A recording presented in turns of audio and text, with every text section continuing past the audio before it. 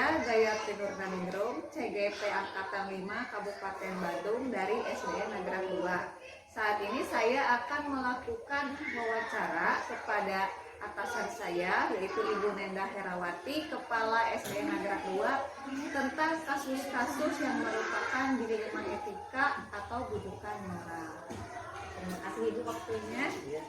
Kita mulai Ibu ya langsung. Nah, selama ini bagaimana Ibu dapat mengidentifikasi kasus-kasus yang merupakan dilema etika atau bujukan moral? Iya. Apabila ada suatu kegiatan yang sama-sama penting dalam suatu waktu yang berbarengan, harusnya diambil keputusan yang benar-benar penting tanpa harus mengorbankan yang lain. Pertanyaan nomor 2. Ibu, selama ini bagaimana Ibu menjalankan pengambilan keputusan di sekolah, terutama untuk kasus-kasus di mana ada dua kepentingan yang sama-sama benar atau sama-sama mengandung nilai kebajikan? Ya, saya harus mengambil keputusan dengan mempertimbangkan mana yang harus lebih didahulukan. Mungkin itu yang harus terlebih dahulu dikerjakan. Nah, kemudian nomor 3, langkah-langkah atau prosedur seperti apa yang biasa Ibu lakukan selama ini? Hal yang lebih penting harus diprioritaskan dalam mengatur waktu untuk kegiatan yang lebih penting. Ya, itu bisa dikomunikasikan bersama guru-guru. Jadi dibahas dulu bersama guru-guru semua Ibu ya.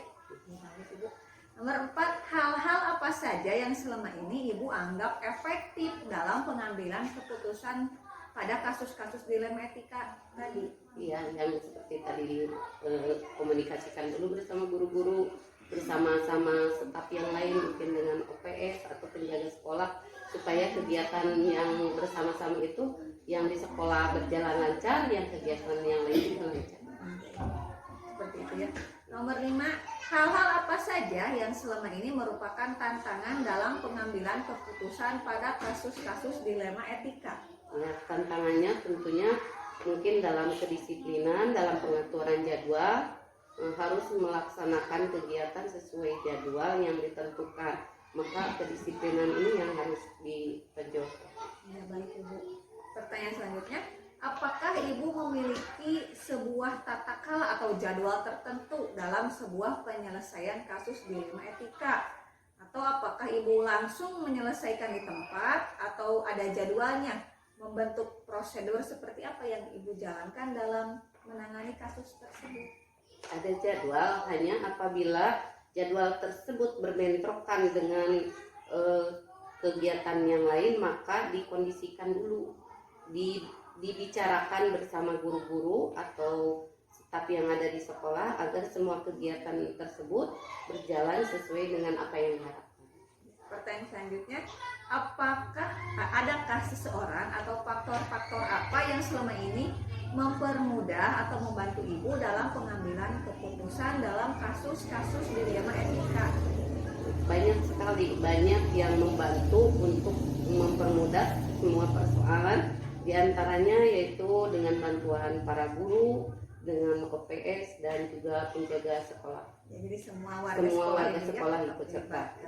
Pertanyaan terakhir Ibu, dari semua hal yang telah Ibu sampaikan tadi, pembelajaran apa yang dapat Ibu petik dari pengalaman mengambil keputusan dilema etika? Semua permasalahan pasti ada jalan keluarnya.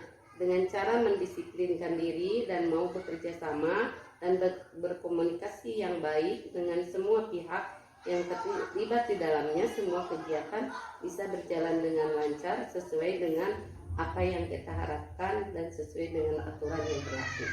Terima kasih Ibu atas waktunya. Semoga apa yang sudah Ibu lakukan tetap berjalan baik sesuai harapan. Sama-sama.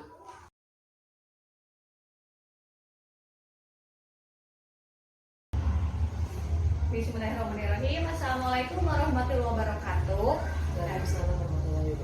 Saya Gayatri Nurmaningrum, CGP Angkatan 5 Kabupaten Bandung dari SDN Nagrak 2. Saat ini saya sedang bersama Ibu Neng Dewi, yaitu Kepala SDN Cimbarangi. Saya akan melakukan wawancara kepada Ibu Neng Dewi terkait keputusan-keputusan yang pernah beliau lakukan sebagai pemimpin. Terima kasih Bu atas waktunya. Sama-sama. Ya, Ibu, kita mulai saja Ibu ya. Siap. Selama ini bagaimana Ibu dapat mengidentifikasi kasus-kasus yang merupakan dilema etika atau bujukan moral? Ya.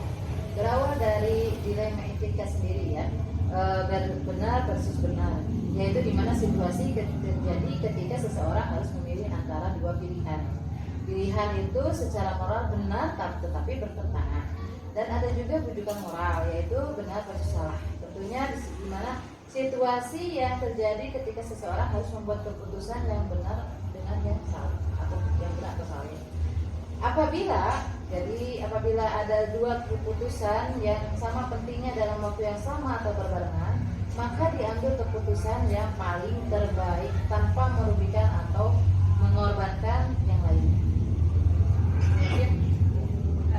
Kemudian selama ini bagaimana Ibu menjalankan pengambilan keputusan di sekolah Ibu, terutama untuk kasus-kasus di mana ada dua kepentingan yang sama-sama benar atau sama-sama mengandung nilai kebajikan? Tentunya dengan membandingkan keputusan tersebut ya, di mana yang harus didahulukan itu kita lihat prioritas dari waktu dan kepentingannya itu sendiri. Jadi ada perbandingan lah, mana yang harus didahulukan nih. Kalau misalkan ini yang paling penting, yang harus didahulukan ya kenapa tidak kita dahulukan. Ya baik Ibu. Kemudian langkah-langkah atau prosedur seperti apa yang biasa Ibu lakukan dalam mengambil keputusan tadi? Nah, kita harus memprioritaskan ya, mana yang lebih penting untuk segera diambil keputusan yang terbaik dengan hasil musyawarah bersama para guru. Kemudian hal-hal apa saja yang selama ini Ibu anggap efektif dalam pengambilan keputusan pada kasus-kasus dilema etika? Ya, tentu saja yang paling efektif itu dengan cara mengenali bahwa ada nilai-nilai yang bertentangan dengan situasi, menentukan siapa yang terlibat dalam situasi, mengumpulkan fakta-fakta yang relevan tentunya dengan situasi yang terjadi, adanya pengujian benar atau salah, dan adanya pengujian paradigma yang benar lawan benar, dan melakukan riset resolusi di mana kita harus mencari solusi dari penyelesaian kasus tersebut. Ya bagus, baik sekali Bu ya solusinya, langkah-langkahnya. Kemudian apakah Ibu memiliki sebuah jadwal tertentu dalam penyelesaian kasus dilema etika, atau Ibu langsung menyelesaikan di tempat, atau terjadwal dan bentuk prosedurnya seperti apa ya? Ya, tergantung ya dari kasusnya juga, ada yang terjadwal dan ada juga yang spontanitas langsung bisa dipecahkan penyelesaiannya pada saat itu juga. Tapi adapun bentuk dan prosedur yang ditempuh dengan cara melakukan diskusi dan kajian secara intensif dengan guru-guru untuk mengambil keputusan bersama. Kemudian ini satu hal, tantangan ya. Jadi Ya. hal-hal apa yang selama ini menjadi tantangan dalam pengambilan keputusan dilema etika? Ya. Tantangan itu dalam waktu pengambilan keputusan ya, dalam waktu pengambilan keputusan itu harus penuh pertimbangan agar tidak salah dalam mengambil keputusan karena sering bentrok dengan kegiatan-kegiatan yang ada di sekolah. Iya, gitu ya Bu ya. Iya. Kita ada kegiatan ini tiba-tiba ada hal lain gitu Ya, ya. jadi harus di cancel atau kita tunda dulu.